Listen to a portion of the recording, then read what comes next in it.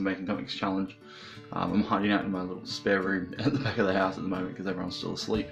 And I won't be driving my car today. I'm getting picked up by my mate Luke.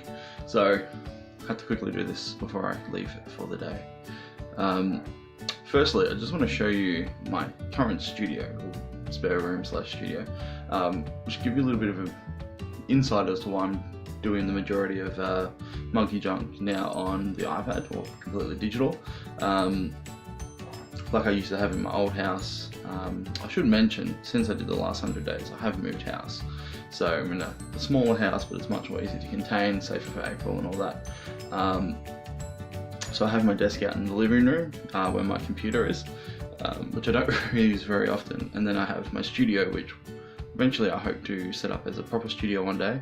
But as it currently stands, this is my studio. So behind me, you can see all my books and comics and stuff like that. Very similar to the setup in my old room. And if we actually have a look, my desk is just cluttered with junk. So all this stuff is like all the stuff I have to sell for like on Etsy and things like that. And just like all my spare papers, my markers, just leftover junk. And my bookshelf is filled to the brim.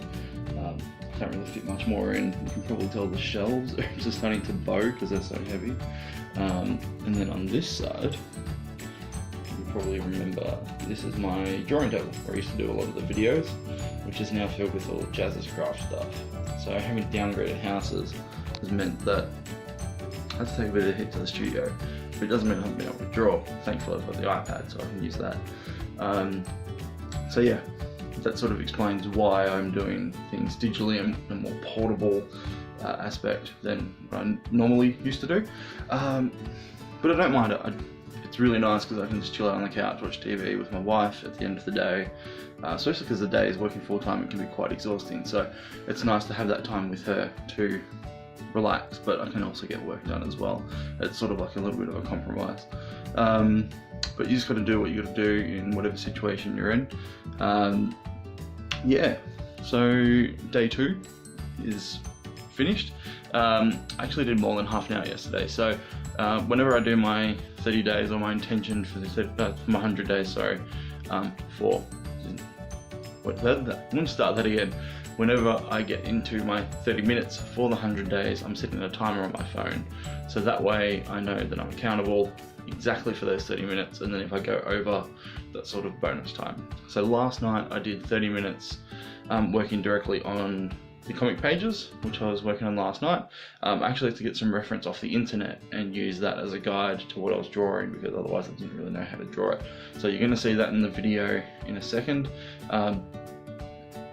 Just to show you what I mean by using reference. I do this a lot.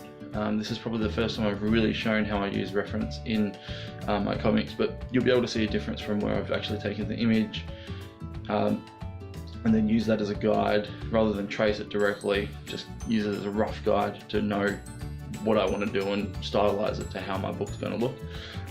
After that, I've realized that it's been so long since I've drawn these Monkey Junk characters that, I mentioned this yesterday, I really need to draw them more, and I did have the idea of doing a slight redesign of them for this comic book, so that's what I spent a bit of time doing after my 30 minutes.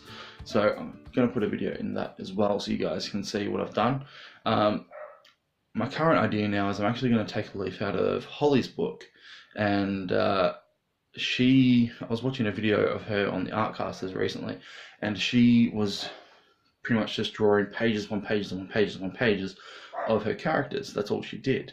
So I'm going to do the same thing. I've got a sketchbook ready, so I'm just going to draw all the pages filled with Abby and Geordie and everything like that, and hopefully that'll really bring me back up to scratch on how to draw my characters, what they look like, finite details on, you know, the characters, etc, etc. So that's my plan. So I'm going to have to keep laying out the pages, but I'm also going to be doing some of that. So I'm probably going to try and stretch my 30 minutes out to like an hour or something for the next few days, just to really get a good understanding again of who my characters are, because it has been quite a while. I thought I was ready to dive into this, you know, full on, but I do need to do a bit of study on my own comic, funnily enough. So that's going to be fun. But I'll keep you guys updated on that as I go. So I better get going. Probably time to be picked up now. So off to work I go. I'll catch you guys tomorrow for day 3. Thanks for watching. Bye.